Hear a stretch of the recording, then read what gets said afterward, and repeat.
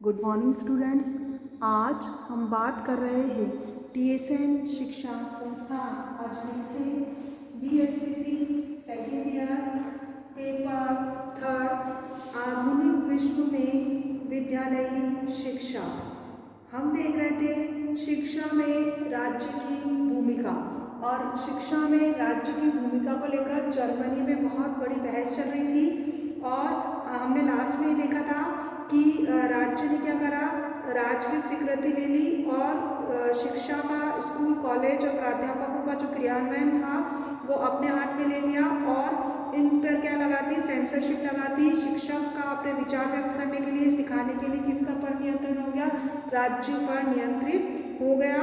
और इस तरह एक शिक्षाविदों में वाद विवाद शुरू हो गया कि क्या ऐसा होना चाहिए कि बच्चे का भविष्य क्या होगा, वो उच्च पद पे जाएगा या निम्न वर्ग पे जाएगा, गरीब का बच्चा गरीबी में ही धकेलता चला जाएगा, क्या इससे माता पिताओं की जिम्मेदारी और अधिकारों का हनन नहीं होगा अगर राज्य इसमें हस्तक्षेप कर लेगा, तो क्या उचित नहीं होगा कि शिक्षा की बातों को शिक्षाविदों पर ही छोड़ दे। तो ये बहुत सारे प्रश्न इस बहस के अंतर्गत सभी के दिमाग में आ रहे थे। और समाज में जो विद्वान थे उनका कहना था कि समाज में क्या होगा, हमारा जो समाज है इसके अंदर क्या है, वर्ग भेद हमको देखने को मिलेगा ही, यानी गरीब और अमीर, उच्च और निम्न वर्ग देखने को हमको मिलेगा ही। और राज्य का ये दायित्व होता है कि वो प्रजा को, राज्य का क्या दायित्व है कि वो जो प्रजा है उस प्रजा को क्या करेगी, अपने अपने स्थिति को स्वीकार करने के लिए क्या करे, तैयार करे, यानी प्रजा को तैयार करेगी अपनी स्थिति को स्वीकारने के लिए। अगर कोई गरीब है तो वो गरीब क्यों है, अगर कोई अमीर है तो वो अमीर क्यों है, ये जो स्थिति है इसको स्वीकार करने के लिए प्रजा को तैयार कौन करेगा, राज्य तैयार करेगा। राज्य नियंत्रित शाला के माध्यम से क्या कर सकता है, ऐसा कर सकता है, यानी राज्य के नियंत्रण के अंदर अगर विद्यालय होंगे तो ऐसा क्या कर सकता है, राज्य कर सकता है। और इसी कारण से जो राज्य ही बच्चों को क्या करता है, बेहतर शिक्षा दे सकता है। राज्य क्या करता है, बच्चों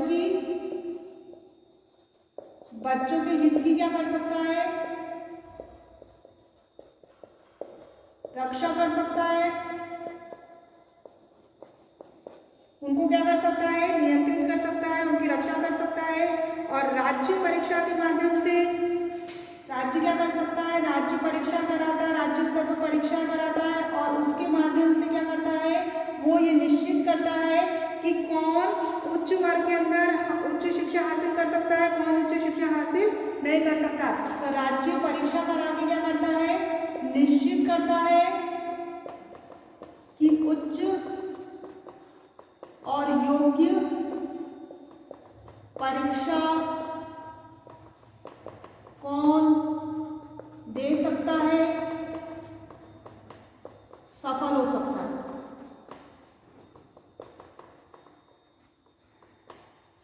और इसी कारण से जो अच्छे नागरिक हैं उनको शिक्षा कहाँ से प्राप्त होगी, राज्य का क्या प्रमुख दायित्व है कि नागरिकों को क्या दे, अच्छी शिक्षा दे। तो राज्य का दायित्व क्या है, नागरिकों को उच्च शिक्षा प्रदान करना। अगर उच्च शिक्षा प्रदान करता है तो वो अपने कर्तव्य को क्या कर रहा है, निर्वाह कर रहा है। तो नागरिकों की उच्च शिक्षा प्रदान करने का दायित्व किसका बनता है, राज्य का बनता है। तो बहुत सारे जो स्वतंत्रता प्रेमी है, बुद्धिजीवी है, शिक्षाविद है, उनका ये कहना था, जो शिक्षाविद है और बुद्धिजीवी वर्ग है उनका ये कहना था, वो इसके क्या थे, विरुद्ध है इसके कि राज्य अच्छे नागरिक बना सकता है और राज्य का हस्तक्षेप उसके अंदर होना चाहिए। शिक्षाविद और बुद्धिजीवी क्या थे, इसके विरुद्ध थे कि शिक्षा में राज्य का हस्तक्षेप होना चाहिए। और उन्होंने ये कहा कि जर्मनी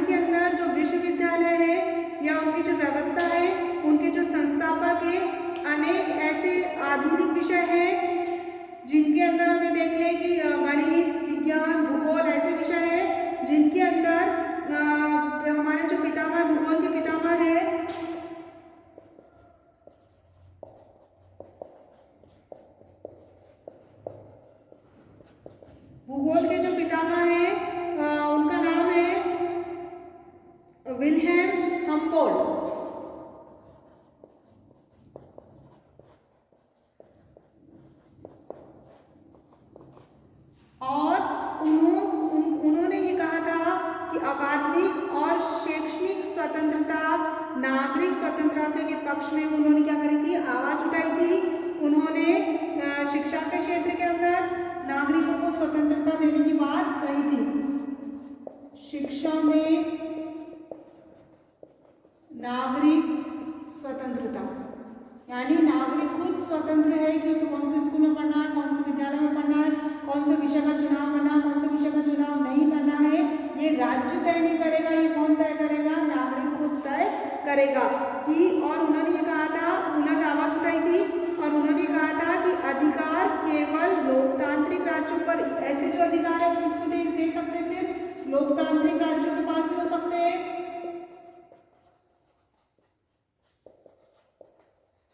लोकतांत्रिक राज्यों के पास ये अधिकार हो सकते हैं, लेकिन ऐसे राज्यों के पास नहीं हो सकते ये अधिकार जो खुद ही क्या है, तानाशाही है और सामंती राज्य। तानाशाही और सामंती राज्यों के पास ये अधिकार नहीं हो सकते। नहीं तो वो उसका क्या करेंगे, दुरुपयोग करेंगे। तो ये जो भूगोल के पितामह है विल्हेम हम्बोल्ट, इन्होंने शिक्षा में नागरिक स्वतंत्रता की बात कही। इन्होंने कहा कि ये जो राज्य के अधिकार है, जो शिक्षा में हस्तक्षेप है, वो कहाँ होना चाहिए, लोकतांत्रिक राज्यों के पास ये अधिकार होना चाहिए। लेकिन उन राज्यों के पास ये अधिकार नहीं होना चाहिए जो क्या है, तानाशाही है, सामंती है, उनके पास ये अधिकार नहीं होना चाहिए कि वो शिक्षा में क्या करे, हस्तक्षेप करे।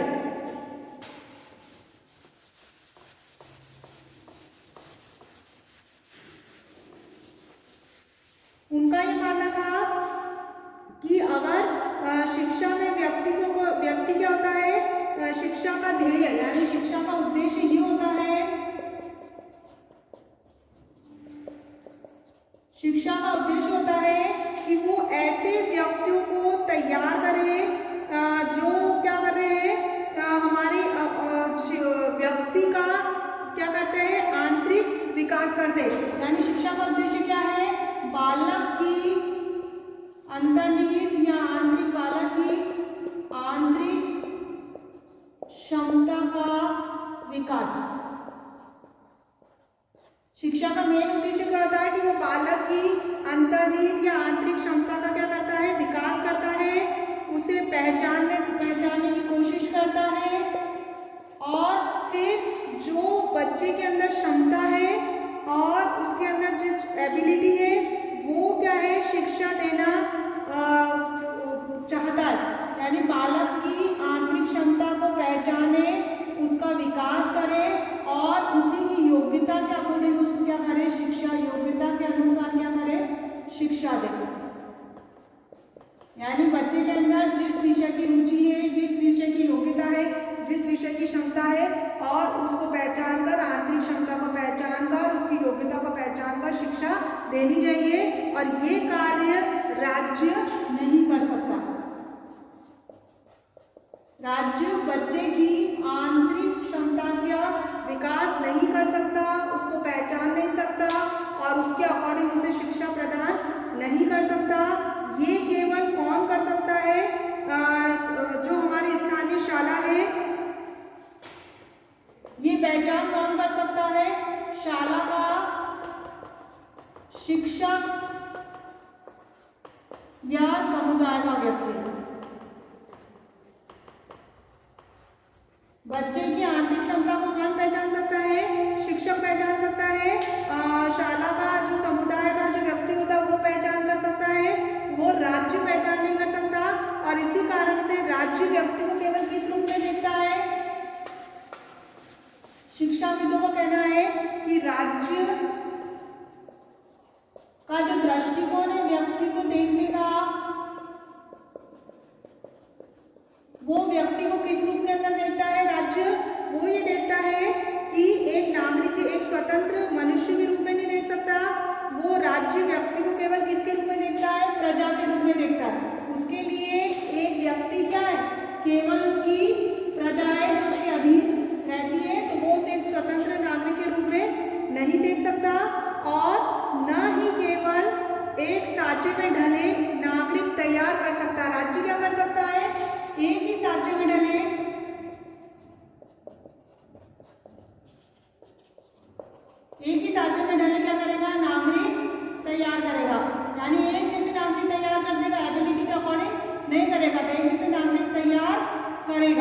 वो बच्चों की योग्यता क्षमता को नहीं देखेगा, क्योंकि उसके लिए एक व्यक्ति क्या है, स्वतंत्र व्यक्ति न होकर क्या है, सिर्फ एक प्रजा है।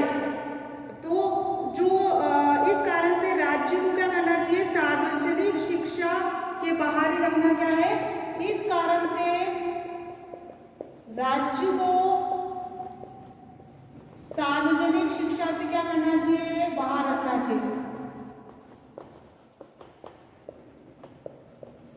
या फिर उसका हस्तक्षेप क्या होना चाहिए, सीमित होना चाहिए, बाहर रखना चाहिए। क्यों? क्योंकि उसके लिए व्यक्ति क्या है, केवल एक प्रजा है, और वो नागरिक तैयार करेगा तो क्या करेगा, एक साँचे में ढले हुए नागरिकों को क्या करेगा, तैयार कर देगा।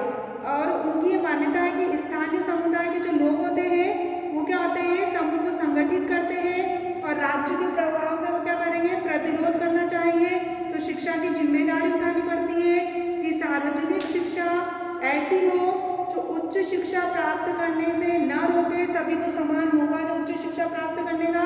हमारी सार्वजनिक शिक्षा कैसे होनी चाहिए, जो सबको समान रूप से योग्यता के अकॉर्डिंग क्या कर दे, मौका दे उच्च शिक्षा प्राप्त करने का। और हमने देखे कि शिक्षा पेस्टोलॉजी के सिद्धांत पर क्या होनी चाहिए, आधारित होनी चाहिए।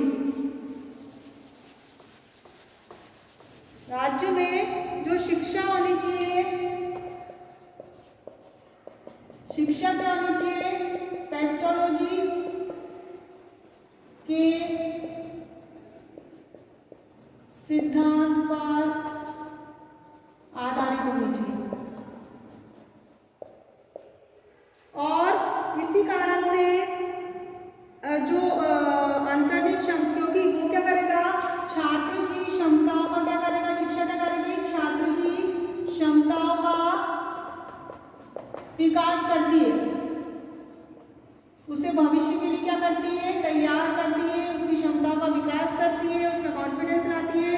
तो 1809 के अंदर हम देखें तो विद्यालय के अंदर, विश्वविद्यालय के अंदर ये व्यवस्था बनाने की जिम्मेदारी आई और नीतियों को क्या करा, लागू किया गया कि वर्तमान राज्य व्यवस्था में क्या होगा, ये संभव हो। लेकिन जो हमबोल्ट थे उन्होंने क्या करा, ये करने की कोशिश की, नीतियाँ लागू करने का प्रयास किया, लेकिन वर्तमान जो व्यवस्था थी उसमें ये संभव नहीं हो पाया।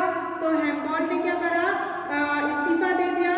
और हेम्बोल्ट के विपरीत एक दार्शनिक थे, फिक्ट नामक, फिक्ट एक दार्शनिक थे, और इन्होंने भी क्या करा, जर्मन राष्ट्र को क्या करा, संगठित करने की कोशिश करी। फिक्ट ने क्या करा, जर्मनी को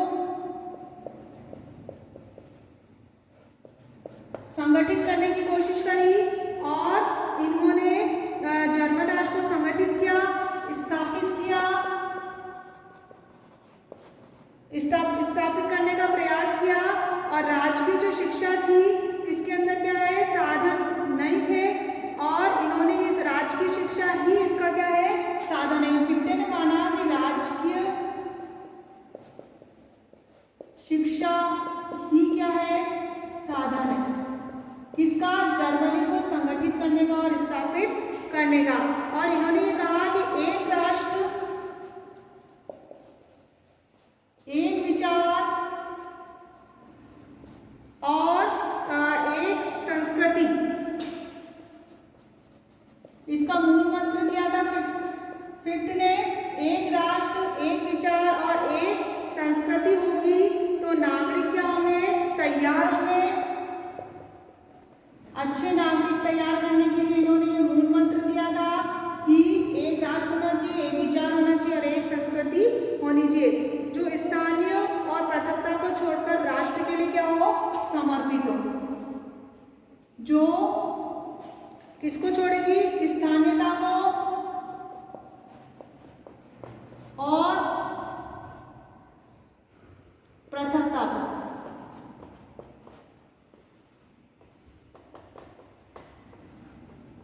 पृथकता को छोड़कर किसके लिए समर्पित हो, राष्ट्र के लिए समर्पित हो। यानी फिफ्ट ने कहा कि हम वोट तो नहीं कर पाए, लेकिन फिफ्ट ने एक दार्शनिक थे, जर्मनी ने कहा कि राज्य ही शिक्षा का क्या है सबसे अच्छा साधन है। और उन्होंने कहा एक मूल मंत्र दिया, एक राष्ट्र एक विचार एक संस्कृति होगी तो अच्छे नागरिक तैयार होंगे।